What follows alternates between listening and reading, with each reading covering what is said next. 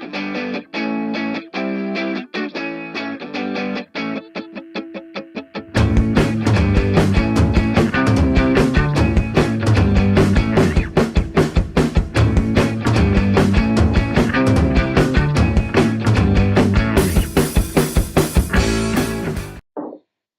Fedheads, you're tuning in to another episode of Cigar Chat. I'm your host, John the Cigar Surgeon. Cigar Chat is broadcast around the world, picked up on the Armed Forces Radio Network.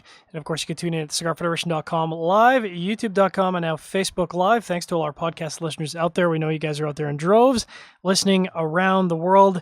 I'm joined, as always, by my co-host, Trippy Trent. Trippy, what's going on, buddy? Heyo. Slow news day. Yeah, very slow news day. It's just been a slow day overall. Mm-hmm. Like, it's not like we had back-to-back shows or anything. No, we're just this is how we roll. And of course, dance, monkeys, dance. We are joined by our illustrious MFN CEO.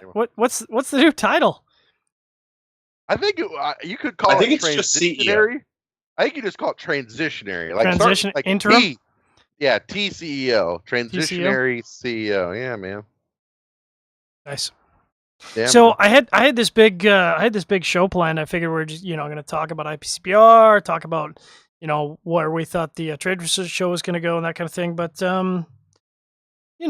things have changed. We've got something else to talk about. Well, little news broke today. Little nugget, little breaking news.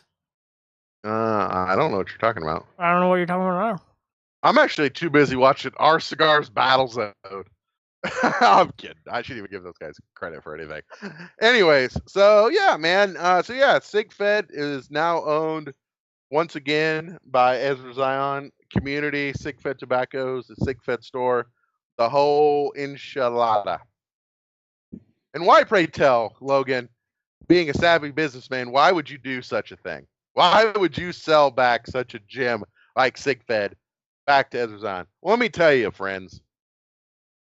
I don't know who sang the song, but you got to know when to hold them.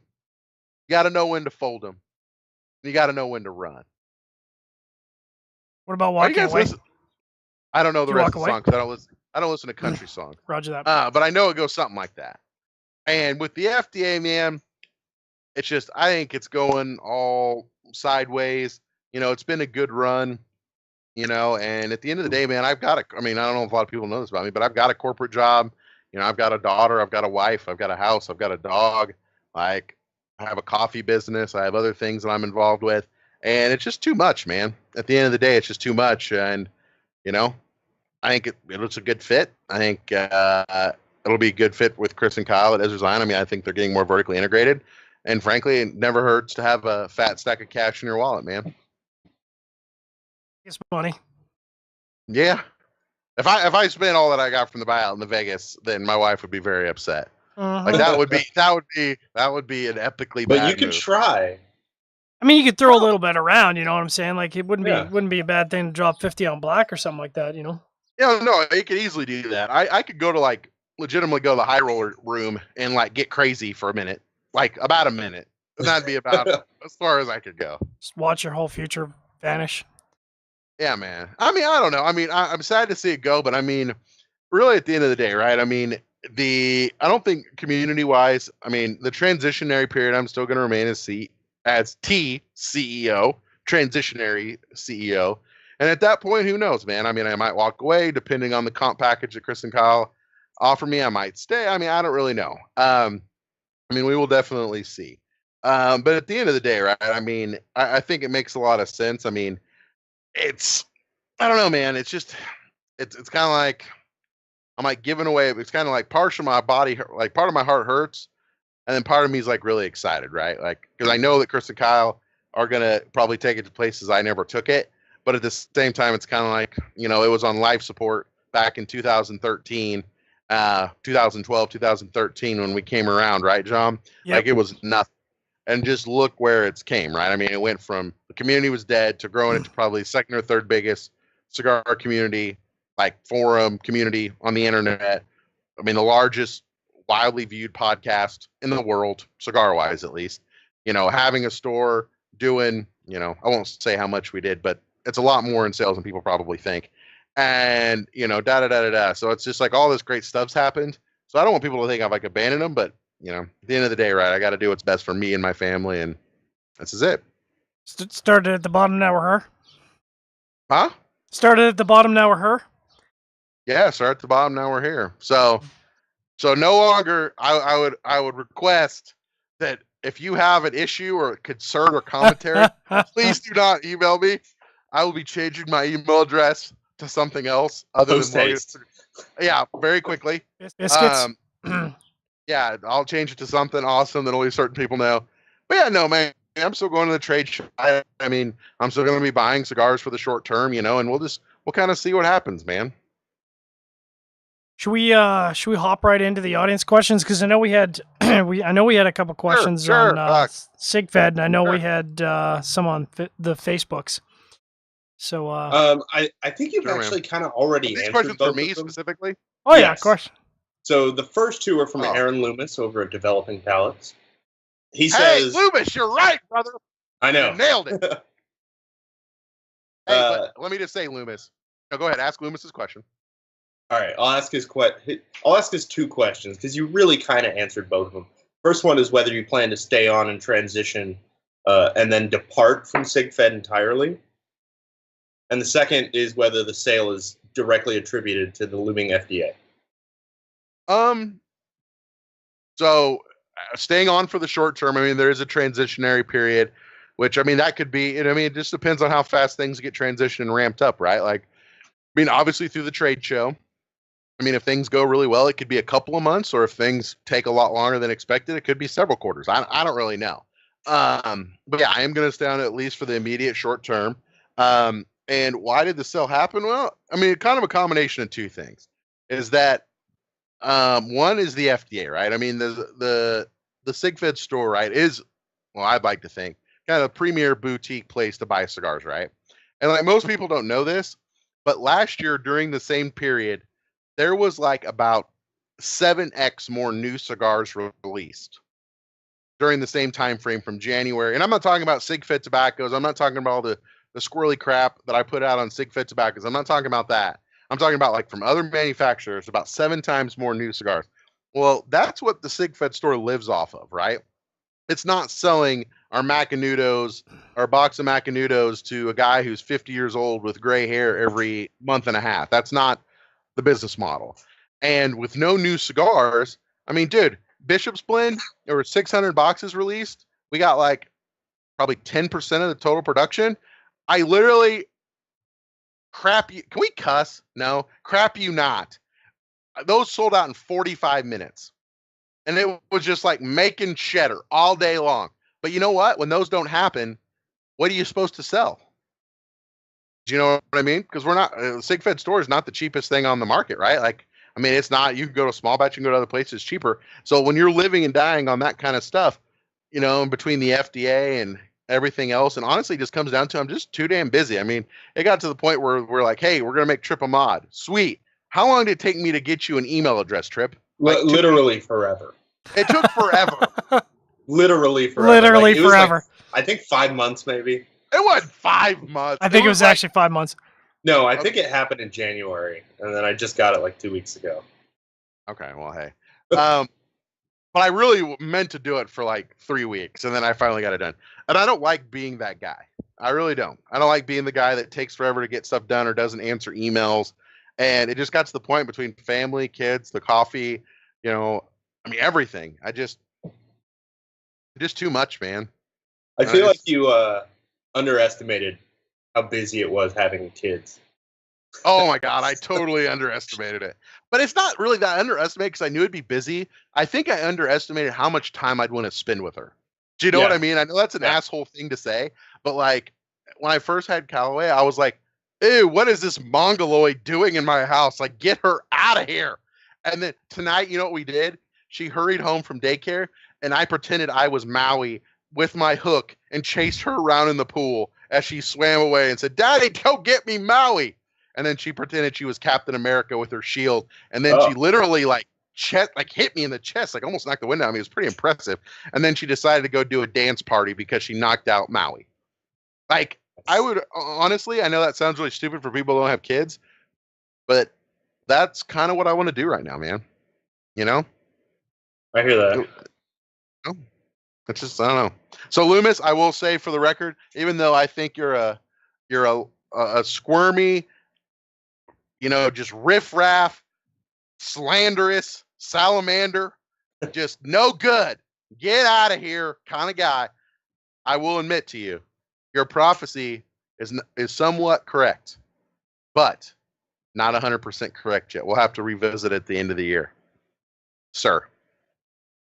So before we get into Facebook questions, I just want to talk about Lane Coffee, your newest venture.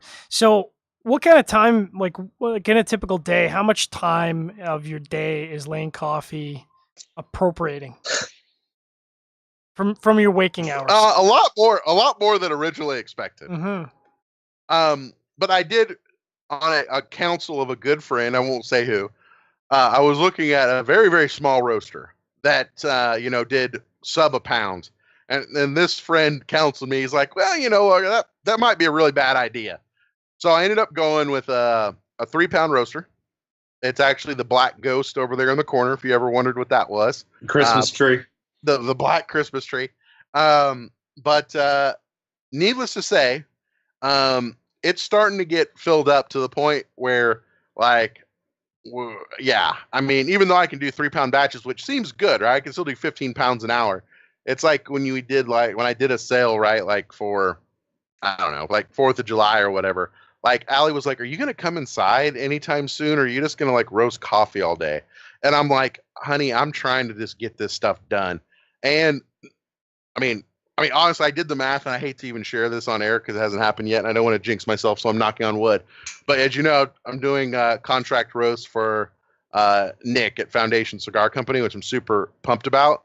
I did the math, and like if we sell the estimated amount of bags that I think that we could potentially sell based on what I've seen other companies do, and just awesome we both are, like, I'm going to be like roasting literally nonstop 24 hours a day for about 3 weeks. That sounds brutal. It's going to be brutal. It's going to be brutal.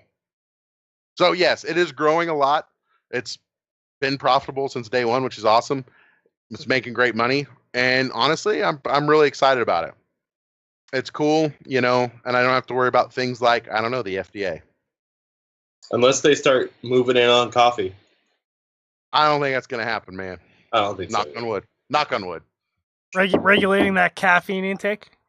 I doubt that's going to happen. Well, they might regulate caffeine intake, but the good news is that at the end of the day, right, if they try to regulate, coffee, then I've got, Starbucks and all these major conglomerates that are going to go out and wage war, right? Yeah. Cigar industry, unfortunately, does not really have that. Well, before we get into our next audience question, I'll actually take a quick station break here and remind our audience you are tuned in to Cigar Chat broadcast live, heard at CigarFederation.com, YouTube.com, and Facebook Live.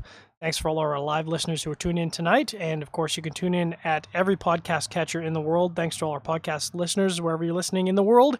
Thanks for subscribing. We appreciate it. Please stay tuned for a word from one of our sponsors. Brought to you by Gurkha Cigars. Gurkha Cigars, makers of the world's finest cigars. Try the 93 rated Heritage featuring Rosado, Ecuadorian Habano wrapper, Nicaraguan binder, and Dominican, Pennsylvania, and Nicaraguan fillers.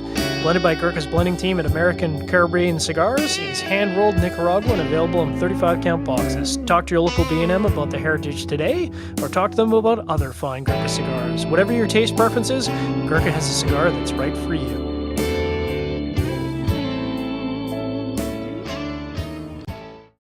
We back. Talking IPCPR, talking Cigar Federation.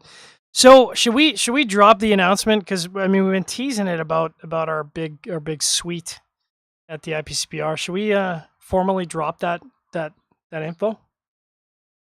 What info? Our baller suite.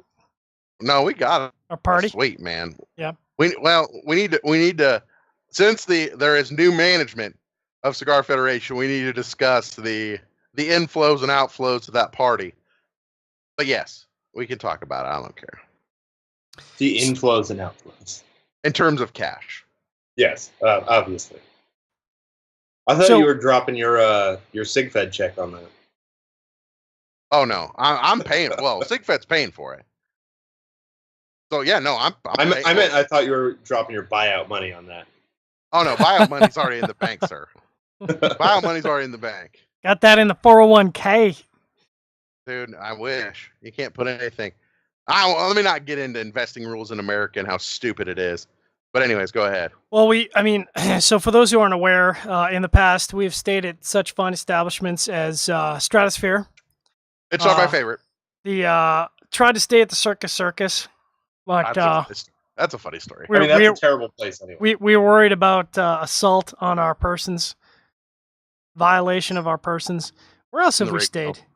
The Rape Dome. Oh, we stayed at the Harris Link. Wasn't bad. Harris, the Link at Harris. We stayed at the Link. We stayed at Harris. That's right, because we had to switch it up because they lied to us about the internet.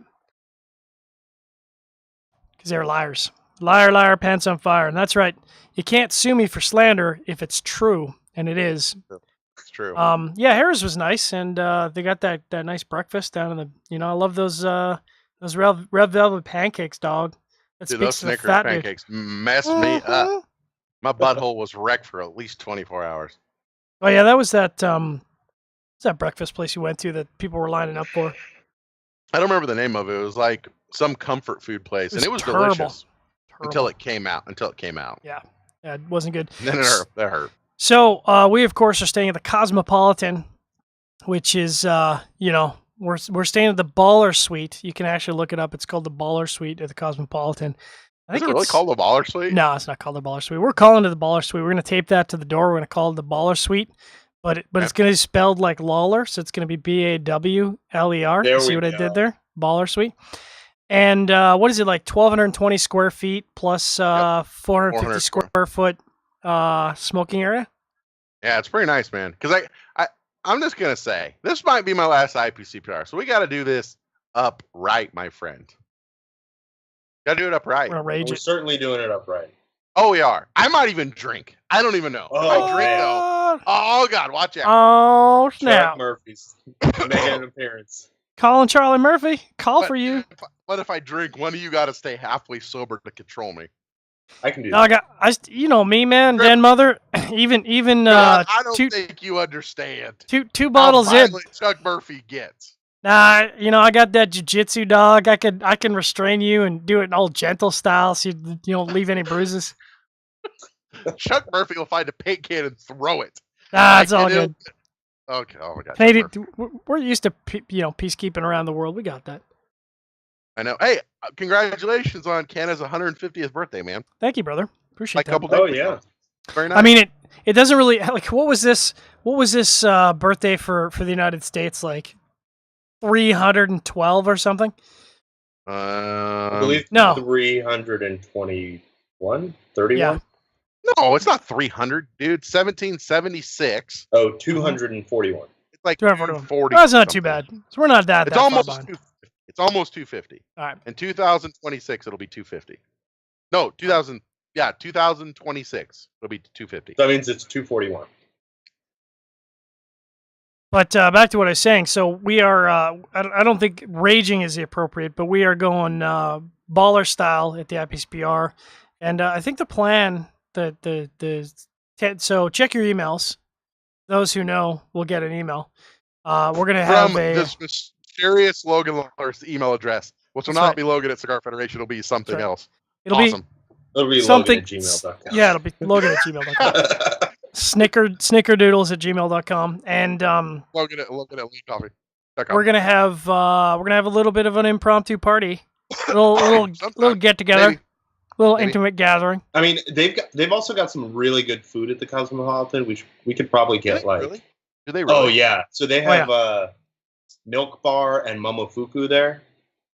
So Milk Bar's legit, dog. I don't know, a big crack pie. Sounds like a good idea. Okay, I don't even know what you're talking about, but I'm just along for the. You're gonna fall in love with crack pie when you try it. Is it like chocolate? No, it's like I don't know. It's hard to describe because it's got so much stuff in it, but it's almost like a caramel pie. I'm down. You'll love it. You know, the fat I'm boy down. inside me, I was down for that. I'm down, homie. So let's check your emails. If you're in the know, you'll be getting an email. But let's talk about the IPCPR because you know, there's a lot of talk, and I feel like the IPCPR, what would you call them, the faculty, the senior management of the IPCPR, kind of position Administration. it like the administration kind of position it like there was another buyer that had come in and had a bigger, better contract, and basically as a result bought our contract out for the convention center. But I think it's reasonable to say that seems like BS. It's BS, and that, you know, maybe 400 or 500 of us smoking at the Circle Bar, along with I don't know how many hundreds, thousands of us smoking in the convention center, might have lent itself to us being disinvited from the premises. Would you say that's pretty reasonable?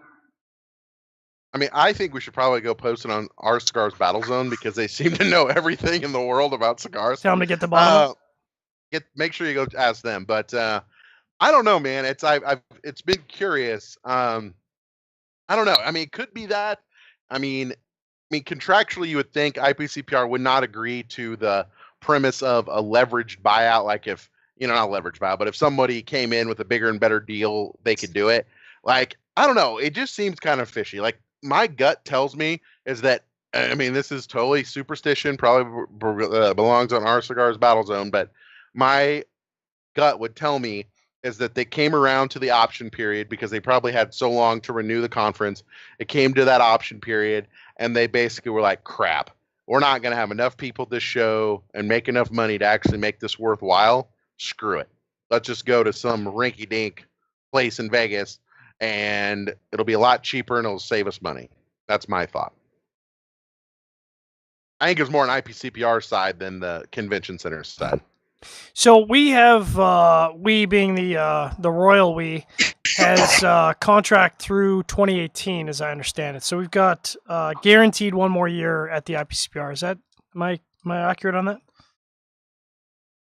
At the Las Vegas Convention Center, I think there's contract in place. Yeah. All reports have said yes.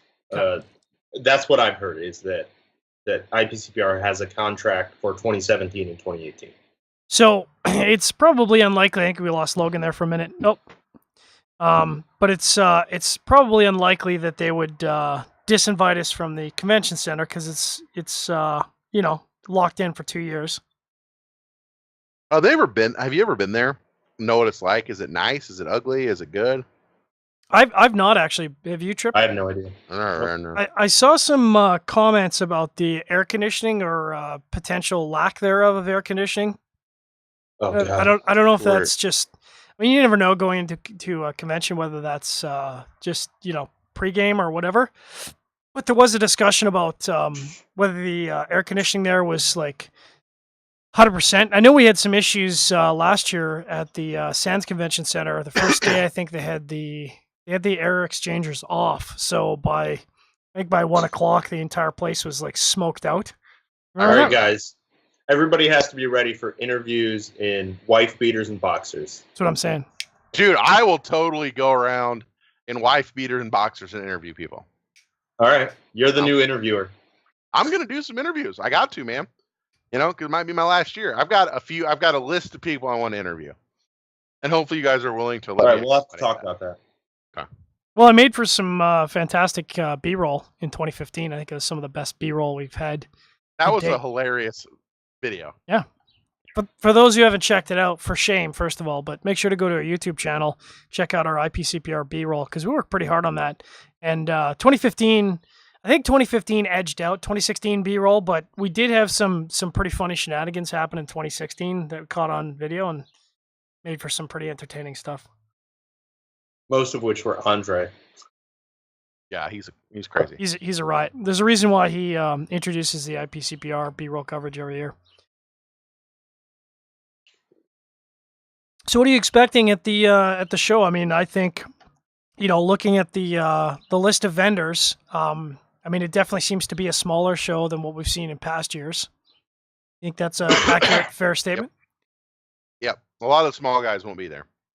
A lot of smaller guys won't be there. Yeah, I know that. A lot of smaller guys won't be there. I mean, honestly, like I said, I'm kind of excited to see. Well, I'm kind of scared, but I'm also kind of excited to see the train wreck that it is.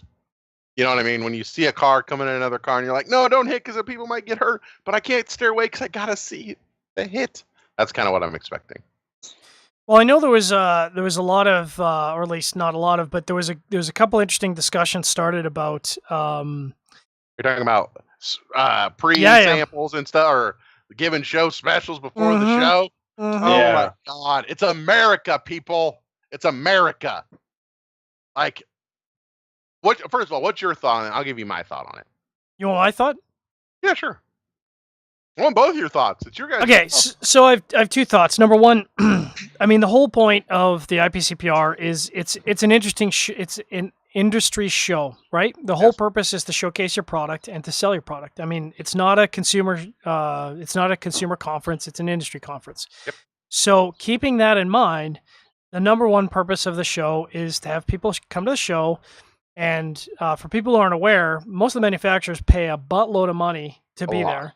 Like a lot. Like I don't think people really understand. It's crazy stupid. It's crazy. I think some people might think like, 20, 30 grand.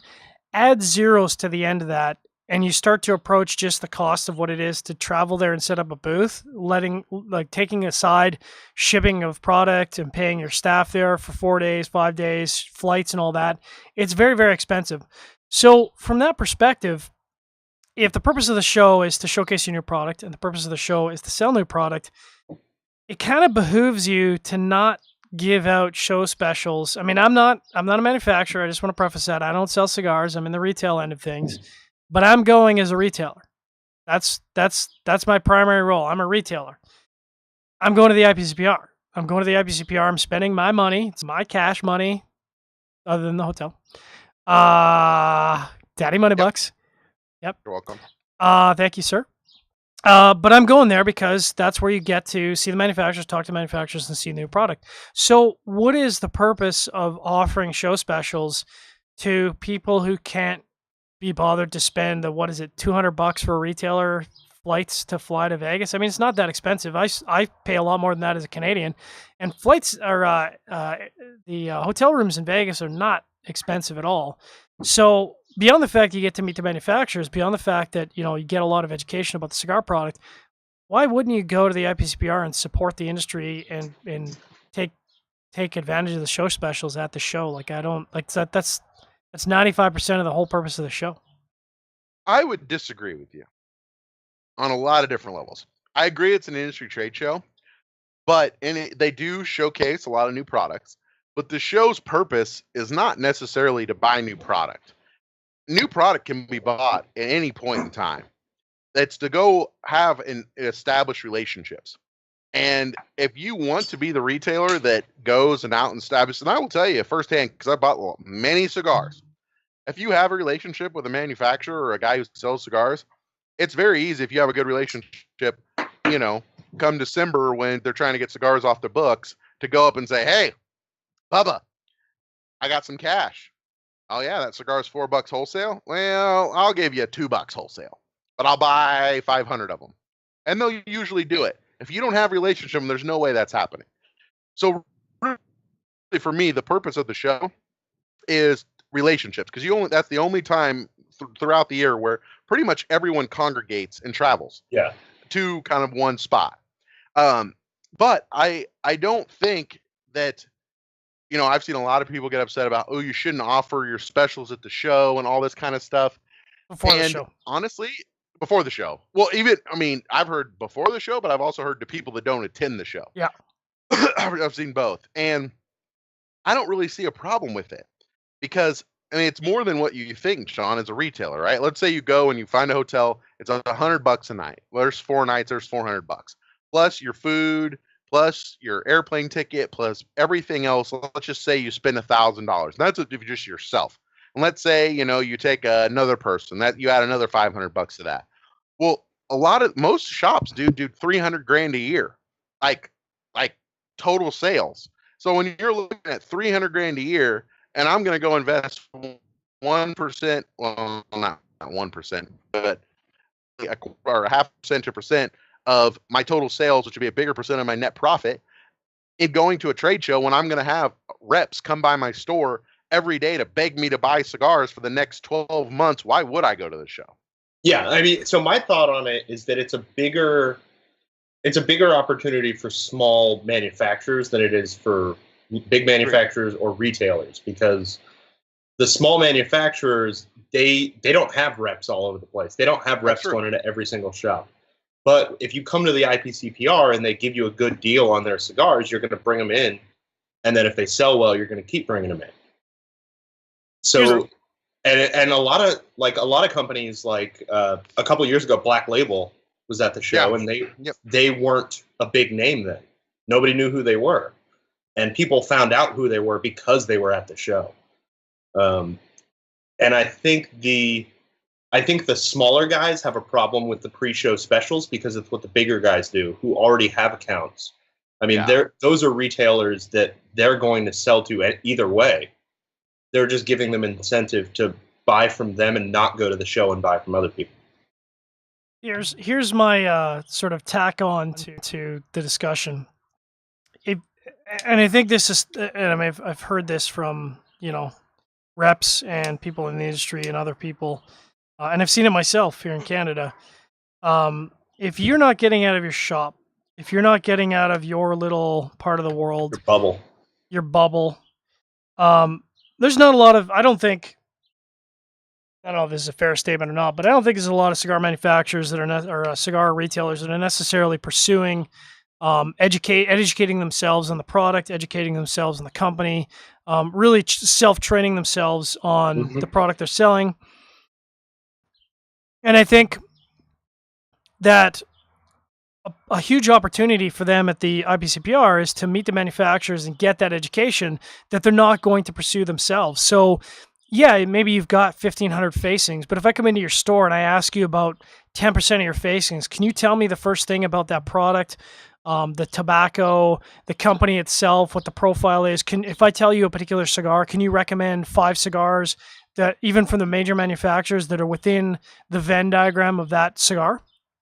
Yeah, but John, you got to realize what you're talking about.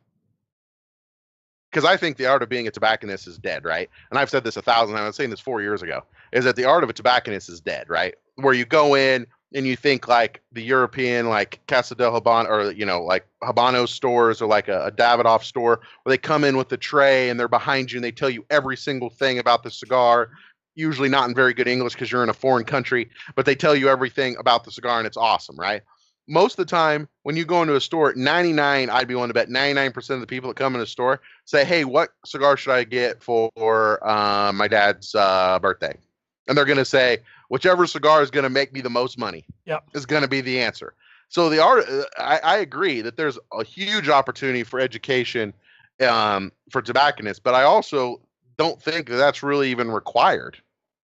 Do you know what I mean? I mean, me personally, I can tell you, I've went into 2 different cigar shops and they were like, hey, what are you smoking? I'm like, hey, and usually I don't let a tobacconist follow me around because, I mean, not trying to be a jerk here, but I know more than they do. And I know what I'm going to smoke. I feel the same way, yeah. Yeah, I don't let them come in and say, oh, no, I got it, I know. And I won't tell them that I once previously owned Cigar Federation or made my own cigars or been in Nicaragua 100 times. I don't do any of that. I just say, oh, I know what I want. And I've literally had people follow me around. In one store, they recommended me a Rocky Patel Decade. And then the other store, they recommended me I think it's the Alec Bradley Texas Lancero. After I plainly said that I was not interested in any donkey dick friggin' Vitolas. And like, dude, like, I don't really, coming back to the point is, yes, you're right. It's an opportunity for education. I think it's a bigger opportunity for relationships, which a lot of people don't value or care about.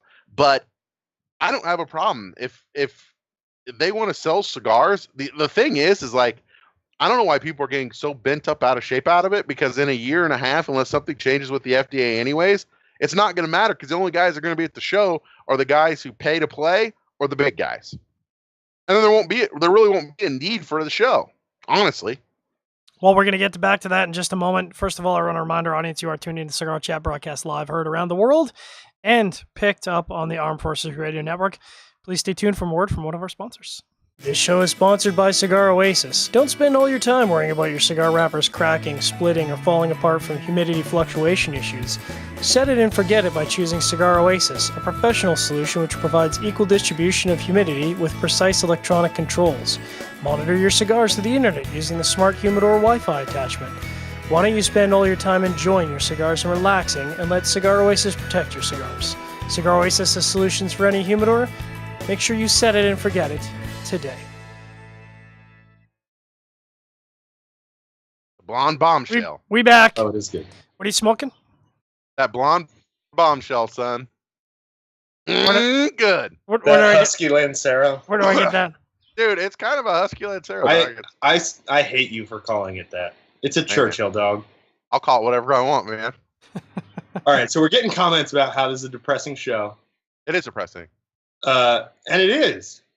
It is, man. But I think that's Logan's fault. I don't think this is the end of the cigar industry. I think that the IPCPR is going to change in the next few years, assuming that the FDA doesn't go away. You know, How are they going to change? not going away. The looming FDA threat doesn't go away. Never goes away. There's a chance that it could. And as we've seen already, there are cigars grandfathered. Yeah, because they already said that's cool. I don't think anybody's gotten substantial equivalents yet, but I think I told your buddy, once he gets Yeah. someone like uses Black Patch or Black Dog or whatever the name of that crap Black Patch, cigar yeah. is, Black Patch, and he gets Risty Buck, substantial equivalents on that cigar, then my opinion will change completely. all right, But And that's I not think going to he's happen. Gonna get it. I think not gonna get it. I think so. Okay. Hey, if he does, man, hey, I'm wrong. I sold SigFed. It was a stupid move. I Whatever. think that we'll be making $1 billion in a couple Sure. years. Hey, I'm man. sorry. You know what? Then I'll be cool because then I'll be able to write. I'll be the guy they interviewed in the Forbes article about how I got out too soon. But I didn't ride it. I didn't ride the wave long enough. All right. So what else do you see happening with IPCPR? So what I see with IPCPR this year in particular is less limited editions. I mean, in the last few years, limited editions have been crazy. Like probably a third of the cigars have been like, there's going to be 10,000 of these or whatever. I think that's a thing of the past. Yeah, I actually I disagree. Because, well, two things. One, and I got another point I'll make here in a second, but I don't think limited editions are going to go away because, I mean, if the FDA threat's still there, it's still very much marching forward, like a manufacturer can't go out. I mean, this doesn't apply like a Pete Johnson who's just going to sell a bunch of cigars because Pete Johnson, right? But you've got like little old, let's use Warped, for example. Warp's going to say, okay, I'm going to bring out a new cigar. And he can't go out and produce like 300,000 of them because what if they don't sell in the next 2 years? Then he's setting on a bunch of profit that he won't even be able to legally sell that cigar. Well, go ahead. So the FDA has Skip Martin told me that the FDA has specifically stated that as long as you don't change packaging or marketing, you can change the blend as much as you want. So, for example, like the Tatuaje TAA, he can make that every single year and change the blend as long as he doesn't change the size of the box and the number of cigars that are in that box. Really? That's what I've been told. That just seems fishy because if you're testing it and you're trying to prove substantial equivalence, changing the blend does underlyingly change its equivalence substantially. Do you know what I mean? Like, because I mean, maybe not a lot. If you tweak it as like XYZ, you change one leaf, it doesn't change a lot. But if you're like, as cigar geeks, that's what we think. But well, I know from the FDA standpoint, as long as it's in the same box, they don't give a shit. Well, true, but my point is that you're going to see people do limited editions because it goes back to the point you just said. If you can tweak things, why not just release 10,000 of one thing and then call it version 2 or whatever, and release it. I don't know. I just have not seen this year nearly as many new cigars being released. Yeah. Or announcements. So I don't think we're going to see as many new cigars, maybe a few. But what I've seen is like, and I'm not going to name names, but like press release I've been getting this year seem like, is this really even news? Well, so Do you know what I mean? Like I know a of couple one of them. manufacturer I that know one. I won't I name won't say names either, names.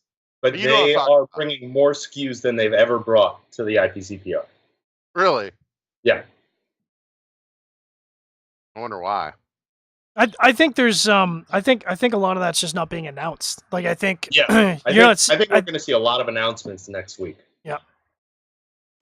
Yeah, I think there's you're going to see a lot of product. Coop had a really great term for it, which I know gets under the rankles of a lot of manufacturers, but I think it's appropriate to call it a stealth release.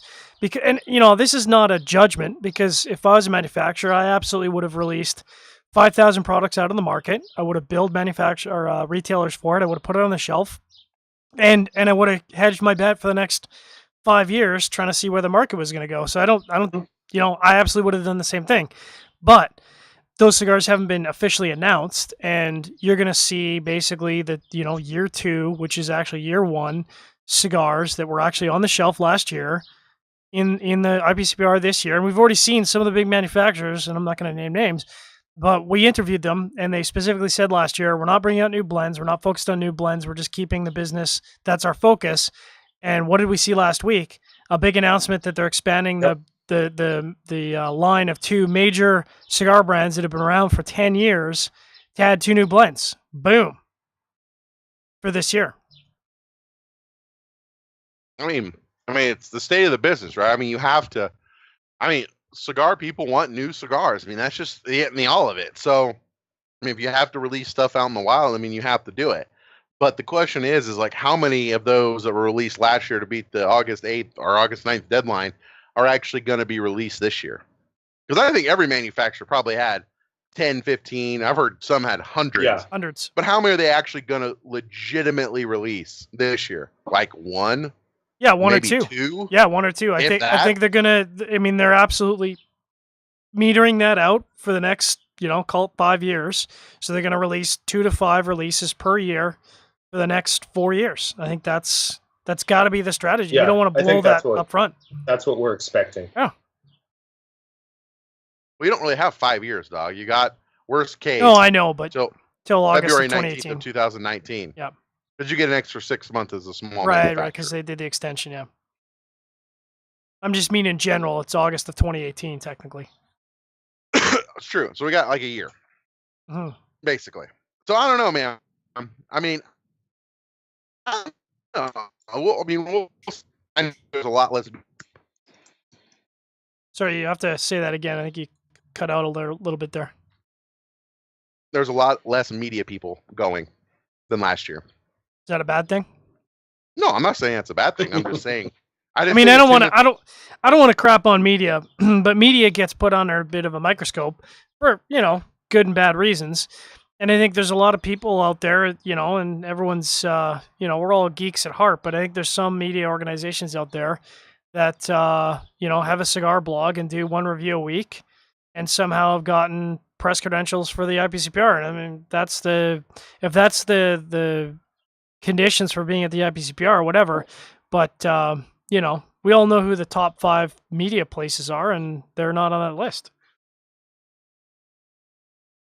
Yeah, well, I don't disagree. I'm just saying there's going to be less. You were asking a question. I was providing an answer. John. Logan. Sean. Sean. It's going to be a fun week, though. I am looking forward to seeing you guys. It's going to be a lot of fun. I get the sense based on the sort of some of the media events that are going on and some of the parties that are going on, and certainly our approach, and I think we talked about this a couple months ago, is that our approach is and we've been pretty, I think, frank about it.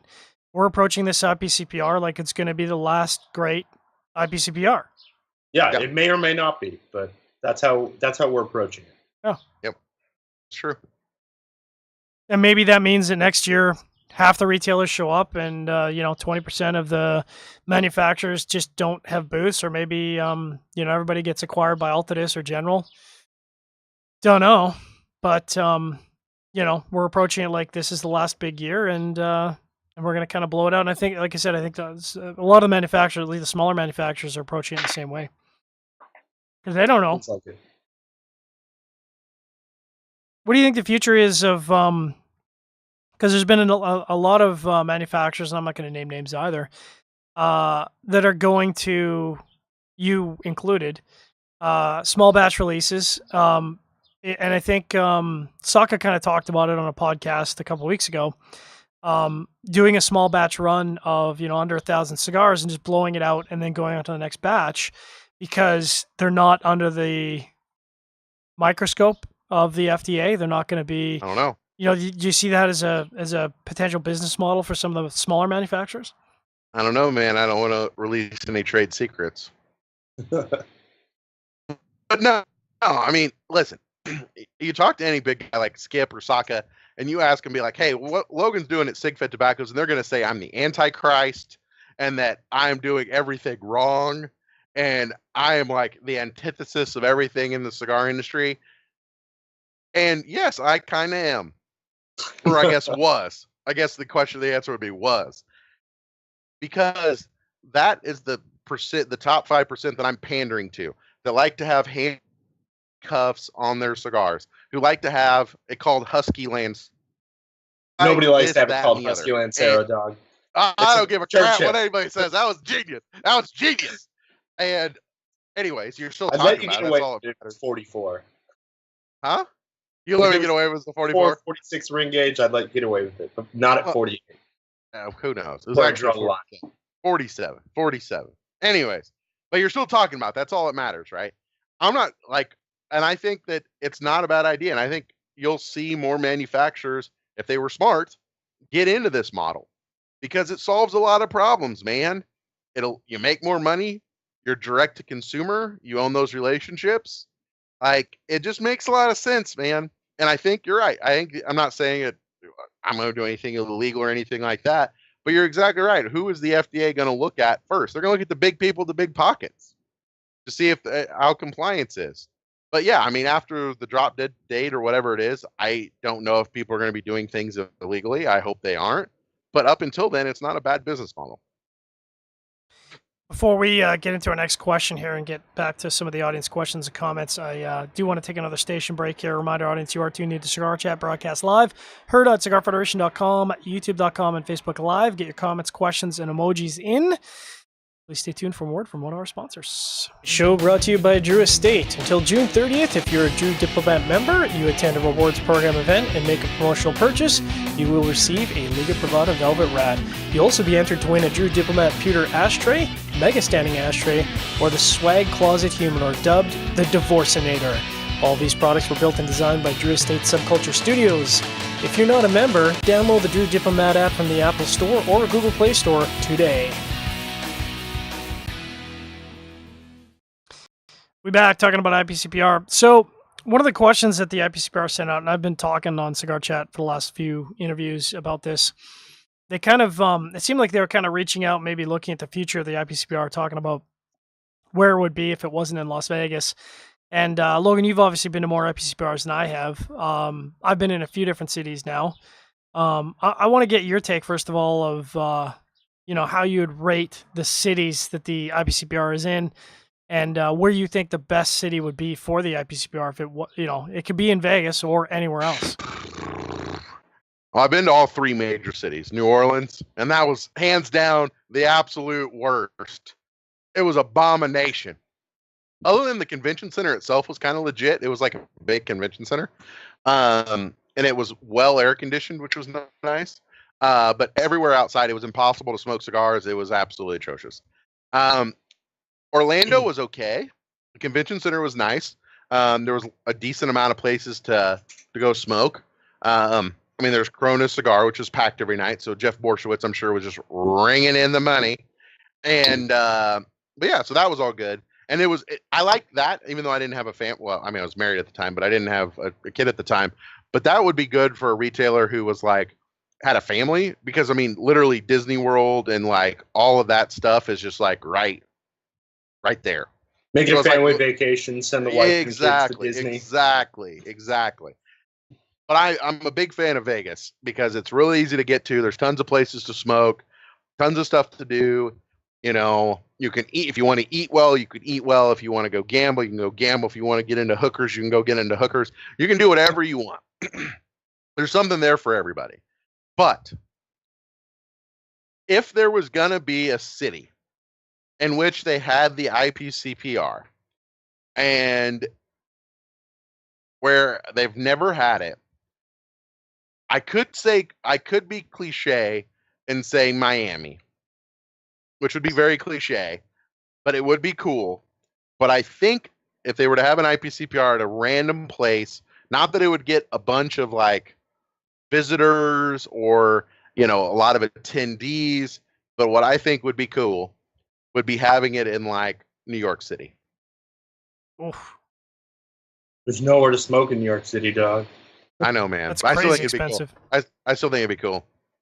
I mean, isn't the problem, like all of this is being driven by, it's not manufacturers, because especially bigger manufacturers, they're going to be there regardless, right? Whether you have it in Orlando, whether you have it in Chicago, Doesn't whether you matter. have it in Miami, it doesn't matter. They're going to be there.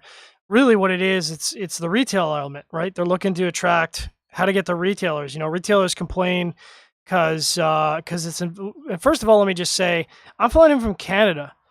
I don't understand why Vegas gets this bad rap. Vegas is extremely easy to get to for flights. It's so easy. It has a direct out of Austin, for the love of God. Dog, there's a direct out of, if I can take a direct out of Calgary, you can take a direct out of any major city in the United States. And flights to Vegas are, for me, they're cheap, right? Hotels are reasonably inexpensive. Compared to other flights, they're dirt cheap. Yeah. I paid double to fly to Chicago, and Chicago is a third the distance to Vegas, right?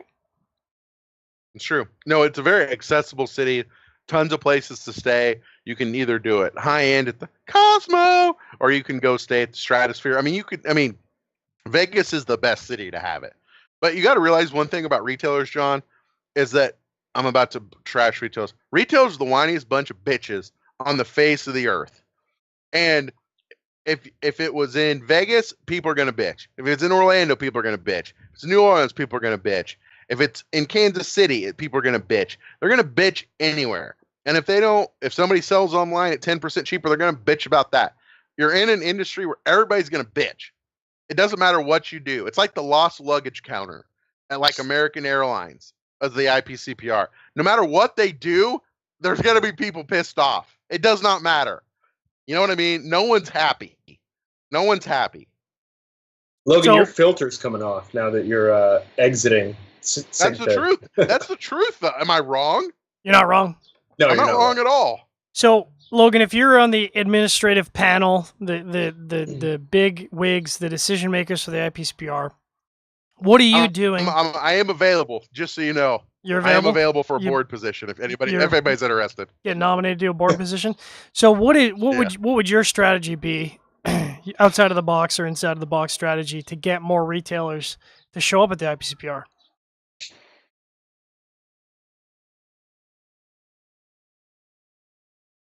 That's a good question. We ask good questions here at CigarChat. That's true. I haven't really thought about it. I haven't put any thought into it. I'm trying to come up with some really genius ideas. But honestly, like if I was going to do it, because the whole idea of having a trade show on 1 week it's bad. Like you're going to eliminate people because they're traveling or they've got vacations or they don't want to fly out there. There's got to be a better way to digitize and make it more virtual so more people would attend. And I don't know what the answer to that is, but there's got to be a better way. And let me cut you off and throw this at you. Because, and I don't know, I don't know what the trends are in the markets in the United States. I only know the trends that are in Canada, but this is, and I'm sure the Northeast of the United States is probably very, very similar buying patterns in central to Canada and certainly to Alberta. We have like a 5.5 month period of sales, right? People don't buy cigars in December. They buy some gifts or whatever, but like you have a dead zone between November and February where it's too cold. There's no place to smoke, or if there is a place to smoke, it's, you're not going to go there to smoke because it's too cold. You don't want to brush off the snow off your car.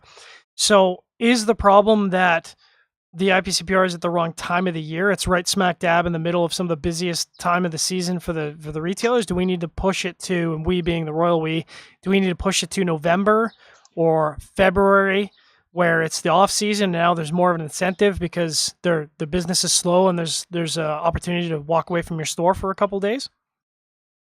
I don't know. I mean, I think the time of the year, I mean, just from a manufacturing standpoint, is that it wouldn't be great to have in February. No. Even though I think because everyone in every cigar producing country, they take off for like a month in December. The factory shut down. Mhm. So then you come back and there would be no cigars to even sell. So I don't know. I mean, I would rather see an IPCPR where, it's maybe done more by region or something. And maybe it's done by region, or maybe it's done something like that. And maybe it's not 4 days, because 4 days is, I mean, during the middle of a week is a commitment. Do you know what I mean? Like, maybe you shorten it up. I don't know.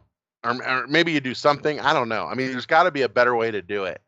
And it's hard to get that many people. And plus, like, honestly, a part of it is that if I was a retailer and I own a brick and mortar, which I don't, and I had relationships with every manufacturer that I buy from. Or the other thing is that if, let's just say I buy Perdomos, why the hell am I going to go to the trade show to talk to Perdomo when I buy 80% of Perdomo anyways?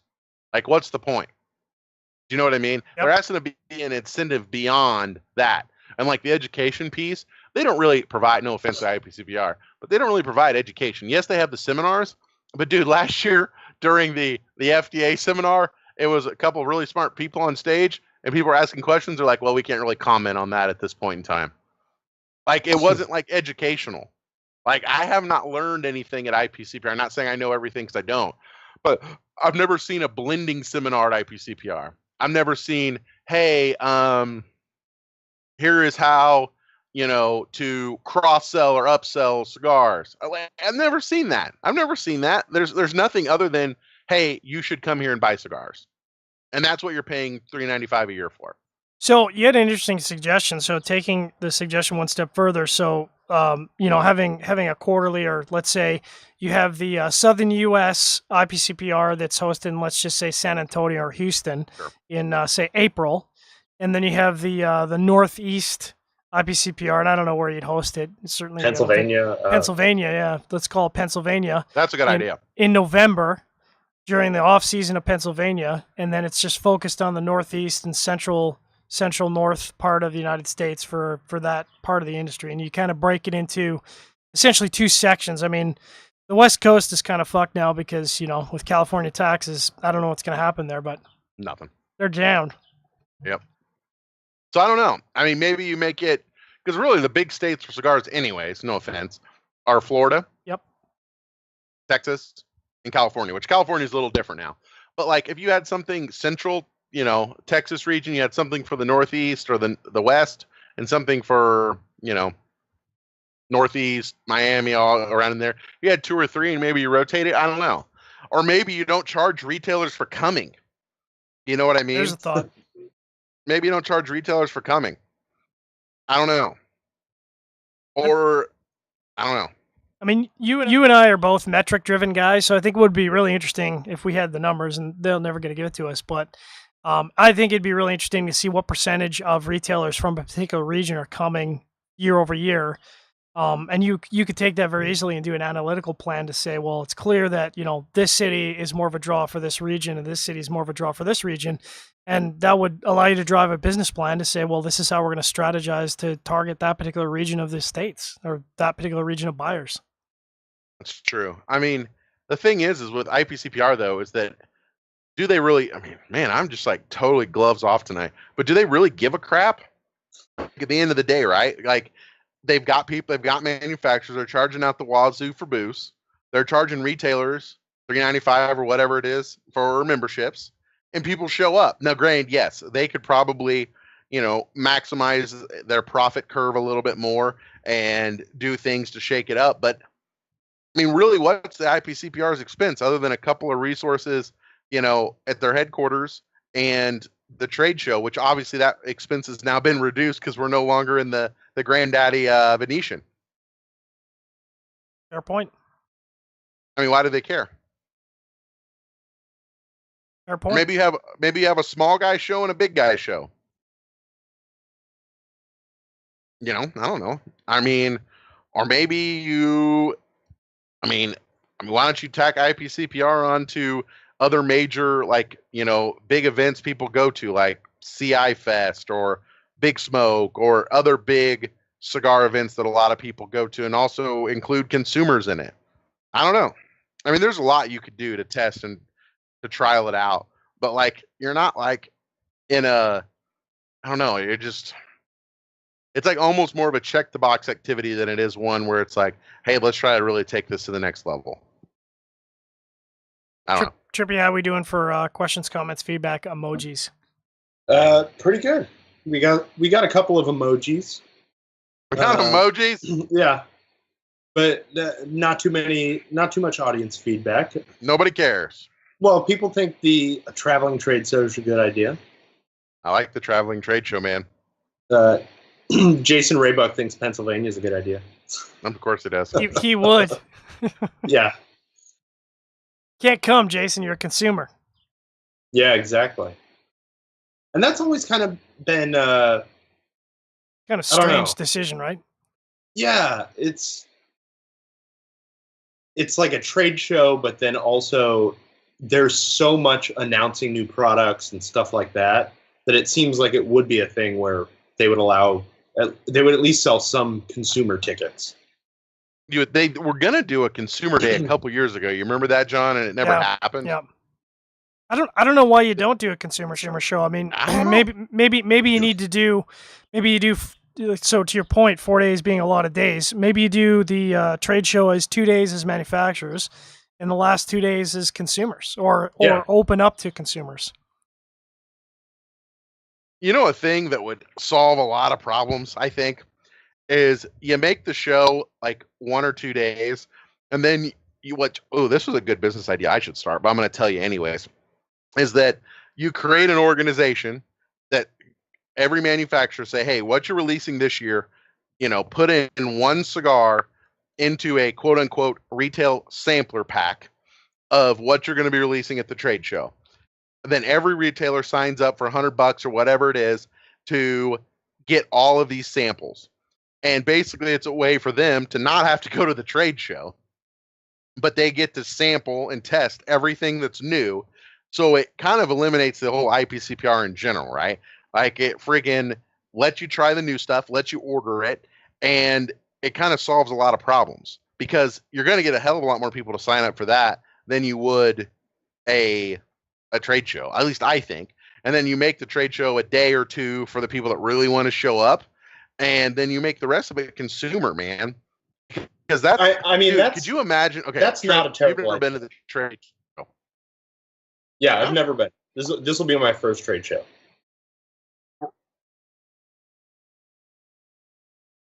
Logan, just log out. I want to video your face. Okay. No, I'm here. I can hear. I can hear you. Okay. Okay. I was gonna say, the first time I walked in the trade show floor was like awe for me. I was like, ah! And I'm gonna video your face because you're gonna do the same thing.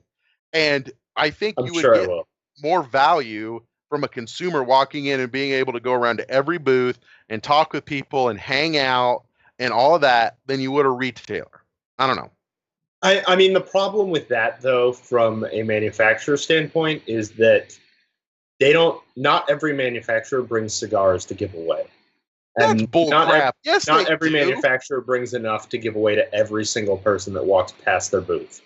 Well, they should. They should, yes. If they were smart, they should. And that would be the problem with having consumers there, is that consumers would expect to be able to go to every booth and get a free cigar. Well, then what you do, then it's simple. You make the consumer ticket $200 or whatever, and it's enough to cover the manufacturers that want to participate. You make it enough to cover the cost of all the cigars they're going to have to give out. All right. I'd be okay with that. Yeah. And you don't have to get freaking, like, I don't know. Black Label Trading Company doesn't have to sign up, but as long as I'm sure General would be happy to do a cigar sampler for all the people showing up. Absolutely. Yeah, exactly. Absolutely. In fact, I feel like that'd be more of a benefit for the smaller companies because they could almost ride on the coattails of the bigger companies I would agree. that are, because the guys are going to come there, get the bigger cigar company samplers, but they're also going to check out some of the other offerings that maybe can't afford to provide that cigar sampler. Right. I mean, I don't know. I mean, and you could also sell it. I mean, you can make it where you're selling at the show too, and make it kind of like an event. Yeah, have direct to consumer sales. They can come buy, I don't know, a 5-pack, couple cigars. Whatever. And but the problem is that every retailer is going to get all butthurt about that. Yeah, because you're taking money out of their pocket. Of Not a course lot, you but are. still. Maybe they should show up at the show.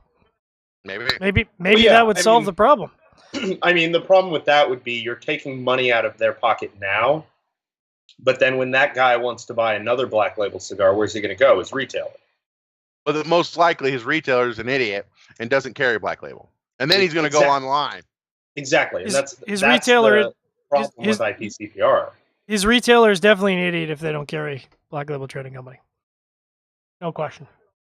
So I don't know. I mean, there's just a lot wrong in the cigar industry. I'm sure there's wrong in every industry, but I'm just kind of interested to see because you would think the last couple of years they would have made big changes since that who's Mark Purcell or whatever his name is became the president of IPCPR. I mean, nothing's happened. It's really been the status quo. You know what I mean? Nothing's changed other than we're having the event in a subprime location. But other than that, nothing's changed. Other than Lane Coffee will be available at the foundation booth. Please come by and check it out. I'm going to go get some coffee. There's not enough. If you're not a retailer, you don't get a cup. I'm just hoping that my purchases will be available. Do I need to remind Lane Coffee about my? You might want to email Lane Coffee, even though I've got a reminder to roast it on Friday. But you might want to go ahead and send an email to Lane Coffee to remind them to roast that. Copy that. I got to get my roasting on in the next couple days because I said I was going to bring some samplers too. You said that. I don't know. Yep. Hey, Trip, speaking of, what do you think of that Malawi in the Coffee of the Month Club? I don't remember if I got that one yet. I've been raging on cold brew lately, so okay. And also I talked about a few weeks ago. My wife discovered that she likes mocha. Like, so she had the weight loss surgery. Yeah. And before that, she hated coffee. Like, she would order like the double chocolate chip frappuccino from Starbucks, and they would accidentally put a shot of coffee in it, and she'd be like, I can't even drink this. It's disgusting. And now she's hopelessly addicted. So, like, every other day, she's got me running out to buy her a mocha. So I drink that kind of coffee or cold brew lately. Okay. We're off topic with the coffee talk, but I want to point out I actually just picked up a really nice espresso machine. Really? Which one? The Escasso. The V3 Escasso. And man, I've forgotten what good espresso is like when I can make it myself with quality beans and dialing the shot perfectly every time. It's just like it's one of those things, like for me, espresso at a coffee shop, there's so many places that don't know how to pull a good shot or they don't bother dialing in their espresso machine. And the difference between a good shot and a bad shot is like night and day. Like it's just so different. The problem is that I have the Revel and I like it, but like even if you're using the same bean on the same grind, like it's hard to dial it in because there's so many factors, right? You tamp it a little too tight or this or that. There's so much that can affect it. And that's the hard part for me. Yeah. But when you get a good shot, you're right. It is beautiful. Beautiful. So, I mean, I'm excited to, so bringing it back around to more positivity. So, I mean, one of the most exciting things for me about the IPCPR, first of all, is meeting up with manufacturers and people who, I would call friend now. Like these are people that, we get together, we have a lot of fun, we clown around a little bit, we go out, we have dinner, we drink, we smoke, and it's a fun opportunity to get together with these people because otherwise they're out in the Dominican Republic or Nicaragua or off in Germany somewhere, and you don't have an opportunity to see them the rest of the year. To say nothing of the fact that, and you talked about the slogan, the relationship building, I think there's a huge aspect to, if you really want to build a relationship with this particular brand, with your retail organization, there's really no better place than the IPCPR. I mean, other than the Pure Sabor, it's pretty tough to get a manufacturer. I mean, in an event, you don't have time to get to know a manufacturer because you're too busy in sales mode. You know, you don't have an opportunity for that. So that's a big part of it for me, for sure. I would agree. And of course, our best in class video coverage that, you know, everyone comes around to watch. It's tight. Tight like a tiger. Tight like a tiger. Just saying. We ended on a positive note. That's right. I'm excited. When do we leave? Monday? Monday morning. Monday. We all get in Monday morning. I get there at 8 in the morning Vegas time. I get there at 9:30, I think. Maybe 10. I'll already be on the... Yeah, I'll already be probably 3 cigars deep by that trip. I'm sure you will. I'll text you and find out where you are. I know. Just text me. I'll say holla. I think it's going to be really interesting to find out where the haunt is, where everyone's hanging out this time around, because you know, won't be the circle bar. It's going to be different. Oh. So is the Wingate attached to the convention center, or is it just right next door? It's right across the street. It's right across the street. Okay. So there's no hotel attached to this? No. Okay. And I get the sense that there's a lot of events and parties and smoking and stuff that's going to be happening there. I feel like there's a lot more parties than last year. Like I feel like there's something every. I know there's like 2 things a night. Like it's like deep. Yeah, our calendar's pretty full, and like we're not even into it yet. This is true. But yeah, no, it's gonna be good, man. I'm excited. It's gonna be one of the last 2 Raw, and I may or may not slap Eric Espinosa's ass. I don't know. We'll just have to see how it all shakes out. You have to check that out at our live coverage. It's going to be awesome. And of course, we're not going to have a cigar chat next week. We're not going to have a sharing or pairing. We'll probably do, like we did in previous years, we'll probably have a recap show. Depending on how cranky Logan is, we'll do a recap show. In fact, the crankier the Logan is, the more interesting the recap shows are at the end of the night. That's very true. It's very true. So I'm sure we'll do some spontaneous shows on that. So make sure to tune into Cigar Federation for that, because we'll post it up, 15 minutes before we go live. So probably around like 6 PST-ish, I would think, most nights. I mean, the show ends at 5, and then, I don't know, it's a pretty good trek down to the Cosmo, isn't it? It's an Uber right away, for sure. Well, I know it is. Like a cab or Uber or whatever, but... 15, 20 minutes. Probably 6. 6-ish. Be good. All right, cool. So make sure to tune into the coverage. It'll be a lot of fun. We'll be back at our regular scheduled time in 2 weeks. You can check out Sharing Our Pairings and Cigar Chat at our regular scheduled time, but definitely don't miss our IPCPR coverage at the Las Vegas Convention Center. Brought to you by Our Cigars Battle Zone.